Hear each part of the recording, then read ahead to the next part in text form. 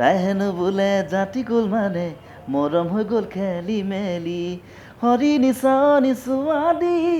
বেছি দেৰি কথা পাতিব নোৱাৰোঁ ঘৰত মায়ে মানে খুব দিয়ে মানে বেলেগ এটা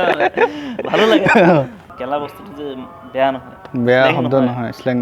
নহয় সেই বস্তুটো গম পালে কাৰেং যদি ভাগি পৰে কাকে কিনো কবি কি দেখুৱাই অসমীয়াৰ চিনাকি তই দিবি আমি ৰজা ঘৰি অসমীয়া আৰু এটা আপোনাক কথা সুধিব বিচাৰিছোঁ আপুনি মানে প্ৰায়ে সুধি থাকে কথাটো মানে তথাপিতো আপোনাক সুধিছোঁ কথাটো মানুহে কয় প্ৰেম হেনো বাৰে বাৰে হয় আপোনাৰ কেইবাৰ হৈছে কওকচোন মিছা কথা নক'ব খালি দেই কেইবাৰ হৈছে আপোনাৰ প্ৰেম হয় বাৰু মানুহৰ মাজত না লাজ কৰিব নালাগে কেইবাৰটো নাই বুলি ধৰি ল'লেই হ'ল ন মানে কি হ'ল প্ৰেম হয় বাৰু বাৰে বাৰে হয় হয় বেয়াটো বুজি পাইছোঁ ন কেইবাৰ হৈছে মানে বাৰে বাৰে হয় বুলি কয় ন আপোনাৰ কেইবাৰ হৈছে সেইটো লাগে মানে ফাৰ্ষ্ট মই যেতিয়া পঢ়ি আছোঁ ক্লাছ 10 মানত ক্লাছ 10 মানত আছোঁ মানে হাইস্কুলীয়া প্ৰেম হাইস্কুলীয়া প্ৰেম তেতিয়া মানে একো নাজানো মানে তেতিয়া একোৱে নাজানো কিবা এটা অনুভৱ কিবা এটা অনুভৱ আৰু একোৱে নাজানো তাৰপিছত ছোৱালীজনী ভাল লাগিলে তাই নিজে অলপ প্ৰপ'জ কৰিলে তাৰপিছত লেণ্ড ফোন চলি আছে দেই ভাল লাগিলে প্ৰপ'জ তাই কৰিলে নে আপুনি কৰিলে প্ৰপ'জ প্ৰথমে তাই কৰিলে তাইও ভাল লাগিছিলে চাগে সেইটো কাৰণে প্ৰপ'জ কৰিছে সেনেকুৱা হ'ল তাৰপিছত লেণ্ড ফোন আছিলে তেতিয়া তাই ফোন কৰে মোলৈ লেণ্ড ফোনত ফোন কৰে কথা পাতোঁ বেছি দেৰি কথা পাতিব নোৱাৰোঁ ঘৰত মায়ে মানে খুব দিয়ে মানে বেলেগ এটা ভালো লাগে তাৰপিছত মনে মনে লুকাই লুকাই ফোন কৰোঁ ৰাতি 1-2 বজাত কথা পাতোঁ তাৰপিছত তাই মানে কি হ'ল তাই ঘৰ ইয়াত নাছিলে তাই ঘৰ আছে দুলীয়াজানত দেই নামটো উল্লেখ নকৰোঁ নামটো উল্লেখ কৰিলে বেয়া হ'ব কথাটো তাৰপিছত তাই মানে লগৰ এজনী ঘৰলৈ আহিছিলে ইয়ালৈ তাৰপিছত তাই গুচি গ'ল ইয়াৰ পৰা গুচি যোৱাৰ পিছতো মানে আমি কথা চথা পাতিছিলোঁ ফোনত তাৰপিছত গুচি যোৱাৰ পিছত লাহে লাহে আমাৰ মানে ফোনৰ মানে কণ্টেক্টটো কমি গ'ল লাহে লাহে তাইও ক'ৰবাত ফোন কৰিব তেতিয়া লেণ্ড ফোনহে আৰু তাই সেনেকৈ কমি গ'ল তাৰপিছত এটা সময়ত মানে হেৰি নাইকিয়া হৈ গ'ল মানে কণ্টেক্টো নাইকিয়া হ'ল হেৰাই গ'ল তাৰপিছত সেনেকৈ গ'ল কলেজ পালোগৈ কলেজীয়া জীৱনটো হৈছিলে বহুত মানে কিবা কিবি সেইটো মানে কলেজীয়া জীৱনৰ প্ৰেম আৰু কেনেকুৱা ধৰণৰ হয় এতিয়া ক্লাছ কোনোবা আছে নেকি এতিয়া মানে আমাৰ এতিয়া 4 বছৰ মানে হ'ল 4-5 বছৰ মানে হ'ল আমাৰ এতিয়া ৰিলেশ্যনত থকা আছোঁ আৰু কিমান দিন আছোঁ ৰিলেশ্যনত আছে এতিয়া নেকি এতিয়া আছোঁ আৰু তাকে তাৰপিছত আপোনাক যদি মই আৰু এটা কথা সুধোঁ দেই আপোনাক যদি কওঁ আপোনাৰ ভাল লগা গীত এটা আপোনাক সুহুৰিয়াই দিবলৈ আপুনি এইটো কোনটো গান মানে সুহুৰিয়াই দিব আমাক শুনাব দৰ্শকক শুনাব সুহুৰিয়াই মানে মই হেৰি কথা কৈছোঁ দেই এনেকৈ সুহুৰিয়াই দিয়ে যে মানুহে সেই সুহুৰিয়াই দিয়া কথা কৈছোঁ আগতে সুহুৰিয়াই একদম বজাইছিলোঁ আগতেতো মানে সুহুৰি মাৰি মানে ছোৱালীও জোকায় ন আগতে তেনেকৈ নাহিব চেষ্টা কৰকচোন চেষ্টা কৰক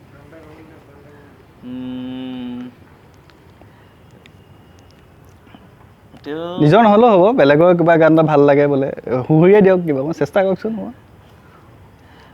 এটা আমি আগতে একদম সৰুতে একদম খুব বজাওঁ মানে একদম পূৰা বজাওঁ একদম চবে লগ খালে বা কিবা মানে আমি বজাওঁ পৰদেশী তেতিয়া বজাওঁ নাহিব নহয়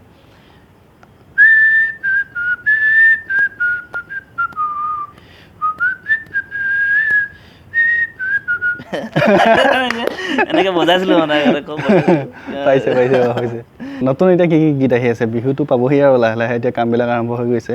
নতুন তেনেকুৱা গীত বুলি ক'বলৈ গ'লে মোৰ প্ৰথমতে এটা আহি আছে গোহাঁই বুলি আহি আছে গোহাঁই মোৰ নিজৰ টাইটেল গোহাঁই তাৰ ওপৰত এটা মই গীত কৰিছোঁ গীতটো ভাগৱত দাই লিখিছে ভদ্ৰচন চিনাকি আৰু মিউজিক কৰিছে সকলোৱে চিনাকি চবে চিনি পায় সকলোৱে চিনি পায় আকাশ প্ৰীতম কি কৰিছে হয়তো 10-15 তাৰিখৰ ভিতৰত ডিচেম্বৰ 10-15 তাৰিখৰ ভিতৰত ৰিলিজ দিবলৈ চেষ্টা কৰিম আৰু এটা কৰি আছোঁ লহৰী বুলি লহৰী সেইটো মই অলপ মানে কি হ'ল ৰাইজক বেলেগ এটা আমোদ দিবলৈ চেষ্টা কৰাৰ নিচিনা গানটো সকলো যিমানখিনি মানে ইনষ্ট্ৰুমেণ্ট আছে গোটেইখিনি মানে বজাবলৈ তাত চেষ্টা কৰিছোঁ মানে আমাৰ থলুৱা ইনষ্ট্ৰুমেণ্টবিলাক থলুৱা যিখিনি ইনষ্ট্ৰুমেণ্ট আছে যেনে তাত ড্ৰাম ইউজ কৰিছোঁ তাত আমি পেপাৰ ইউজ কৰিছোঁ ঢোল ইউজ কৰিছোঁ নেগেৰা ইউজ কৰিছোঁ যিমানখিনি পাৰোঁ আমি দবা ইউজ কৰিছোঁ বটাল ইউজ কৰিছোঁ গগনা ইউজ কৰিছোঁ আৰু বিভিন্ন ধৰণৰ ইনষ্ট্ৰুমেণ্ট ইউজ কৰিছোঁ আমি সেইটোত মানে অলপ আমি পৰাপক্ষত গীতটি অলপ বাহিৰলৈ আমি নিয়াটো চেষ্টা কৰি আছোঁ আৰু অসমৰ ৰাইজে কিমানখিনি আদৰি লয় সেইটো নাজানো আৰু আদৰি ল'ব আগৰ গীতখিনি যেনেদৰে আদৰি লৈছিলে এতিয়াও এইটো ল'ব নিশ্চয় ভাল হ'ব আমি আশা ৰাখিছোঁ আপুনি গুৱাহাটীলৈ আহি সংগীত জগতখনৰ লগত মানে কেনেদৰে জড়িত হৈ পৰিলে আৰু এতিয়া মানে ষ্ট্ৰাগল যিহেতু আপুনি গুৱাহাটীত থাকি কৰি আছে কেতিয়া আহিছিলে আপুনি গুৱাহাটীলৈ গুৱাহাটীলৈ মানে মই ফাৰ্ষ্টটো মই তেতিয়া আহিছিলোঁ প্ৰথম যিটো মই চুমি চুমি গানটো কৰিছিলোঁ প্ৰথম তেতিয়া আহিছিলোঁ তেতিয়া ফাৰ্ষ্ট নিচিনা তাৰপিছতে মই প্ৰণৱদাৰ লগত এবছৰমান থাকিলোঁ এবছৰমান থকাৰ পিছত মই প্ৰণৱদাৰ যোগেদি মই দেৱজিৎ দাৰ লগত মই চিনাকি হ'লোঁ তেতিয়া দেৱজিৎ দাক এই ফেচবুকত চাবাদে মালিনী গান চলিছে আৰু তাৰ পিছৰ বছৰ মই দেৱজিৎ দাৰ লগত মই আহিছোঁ আহি পিনে মই দেৱজিৎ দাৰ লগত প্ৰায় এবছৰ আছোঁ এবছৰ মানে তেতিয়া মানে মই গুৱাহাটীলৈ দেৱজিৎ দাৰ যোগেদি মানে আহিলোঁ আৰু দেৱজিৎ দাৰ যোগেদি আহিলোঁ দেৱজিৎ দাৰ লগত একেলগতে এবছৰ থাকিলোঁ দেৱজিৎ দাৰ পৰা বহুতখিনি কথা শিকিলোঁ বহুতখিনি তেওঁ কেনেকুৱা ধৰণৰ কি কৰে কি কৰে বহুতখিনি কথা শিকিলোঁ তাৰপিছত সেনেকৈ তেনেকৈ এতিয়া চৰ্চাটো মানে ইয়াতো চলাই আছে আৰু আপোনাৰ ঘৰত কোন কেনেকৈ আছে ঘৰত মা আছে দেউতা আছে দাদা দুজন বৌ দুজনী তাৰপিছত ভতিজা আছে ভতিজী আছে ডাঙৰ ফেমিলি ডাঙৰে মিনিমাম 10জনমান হৈ যাব আৰু আপুনি ৰজা বুলি এটা গীত কৰিছিলে নহয় এই ৰজা গীতটো মানে থিমটো অলপ বেলেগ ধৰণে ৰজা গীতটো এইটো মানে কেনেকুৱা চিন্তাটো কেনেকৈ আহিলে মনলৈ ৰজা গানটো মানে হেৰি কি বুলি কয় ৰজা গানটো মানে মই ভাবিছিলোঁ দাদাই কৈছিলে মানে ডাঙৰ দাই ক'লে যে তই অলপ বেলেগ টাইপৰ গান এটা কৰিব নোৱাৰ নেকি অলপ বেলেগ অসমক লৈ বা কিবা এনেকুৱা ৰংঘৰ কাৰেংঘৰক লৈ কিবা গান এটা কৰিব নোৱাৰ নেকি তেতিয়া মই বাৰু কৰিলেতো ভালেই এনেকুৱা গানবোৰ কৰিব লাগে তাৰপিছত আহিলোঁ সুনীতাৰ ওচৰত আহিলোঁ সুনীতাক ক'লোঁ সুনীতা মোক এনেকুৱা গান এটা আপুনি কৰি দিব লাগিব তাৰপিছত সুনীতাই ক'লে ঠিক আছে কৰি দিম সুনীতাই ক'লে কি তোক সেনেকুৱা নহয় অসমৰ ৰংঘৰ কাৰেংঘৰ ওপৰত বহুতে গান বহুত বনাইছে সুনীতাই ক'লে কি অলপ তোৰ এই গানটোত অলপ বেলেগ কৰিম মানে কিছুমান ব্যতিক্ৰম দেখাম কিছুমান বস্তু মানে যিটো বিপৰ্যয় অসমক যিটো মানে ৰংঘৰ কাৰেংঘৰ এতিয়া মানে কিবা বহুত ক'বলৈ গ'লে মানে ৰক্ষণাবেক্ষণৰ ক্ষেত্ৰত মানে যিটো হেৰি হৈছে সেইবিলাকক লৈ মানে এনেকুৱা সেই মানে যিটো মানে হৈছে সেইটোক লৈ এটা গান কৰিম সেই বুলি ক'লে ঠিক আছে হ'ব তাৰপিছত তৰুণ দাসলৈ গ'লোঁ তৰুণ দা কম্প'জ কৰিলে সুনীতা গোটেই গানটো হেৰি কৰিলে লিখিলে তাৰপিছত গোটেইকেইজনে মিলি একদম ধুনীয়াকৈ গানটো কৰিলোঁ তাৰপিছতে সেনেকৈ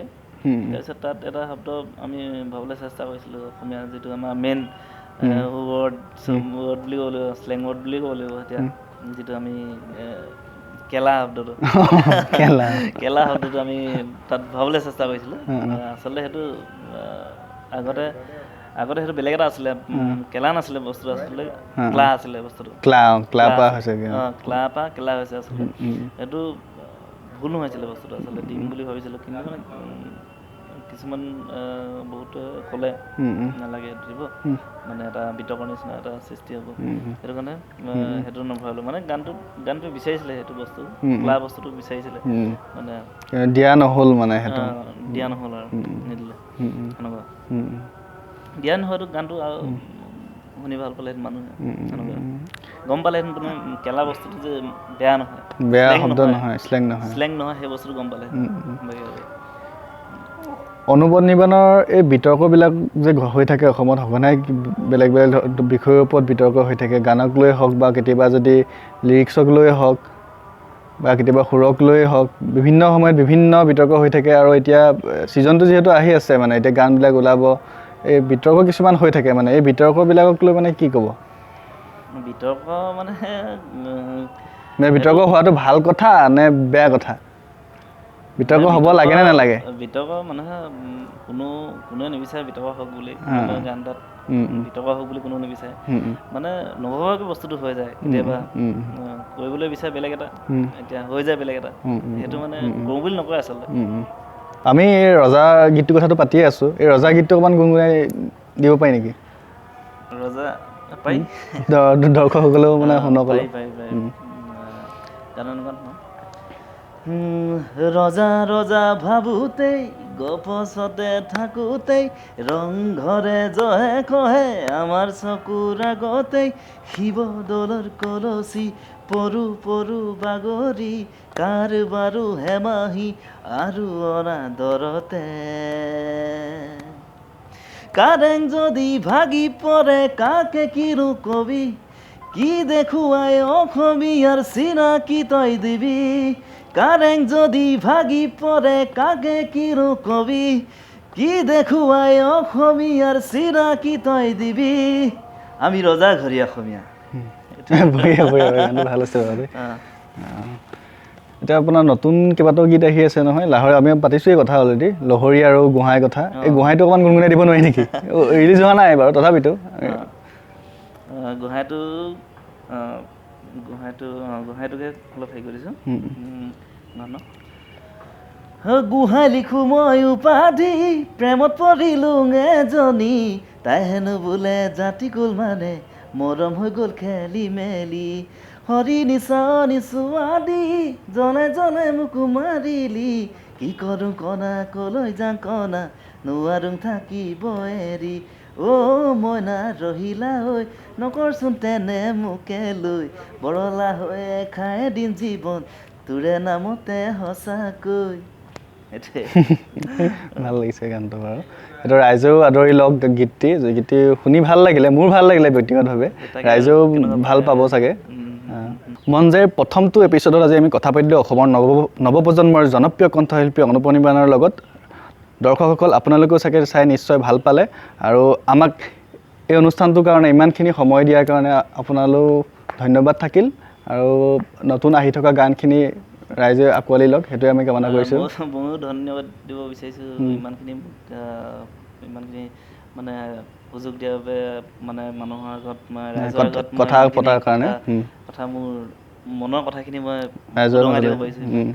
তাৰ বাবে মই ধন্যবাদ দিছোঁ। দৰ্শকসকল আপোনালোকে মন যায়ৰ এইটো প্ৰথমটো ছিজনৰ আপোনালোকে প্ৰথমগৰাকী কণ্ঠশিল্পীৰ লগত আপোনালোকক চিনাকি কৰাই দিলোঁ। এনেদৰে অসমৰ বিভিন্ন ক্ষেত্ৰত জড়িত হৈ থকা ব্যক্তিসকলৰ সৈতে আমি কথা পাতিম মন যায়ৰ পৰৱৰ্তী এপিছডসমূহত। আপোনালোকে আমাৰ ভিডিঅ'বিলাক চাই থাকিব,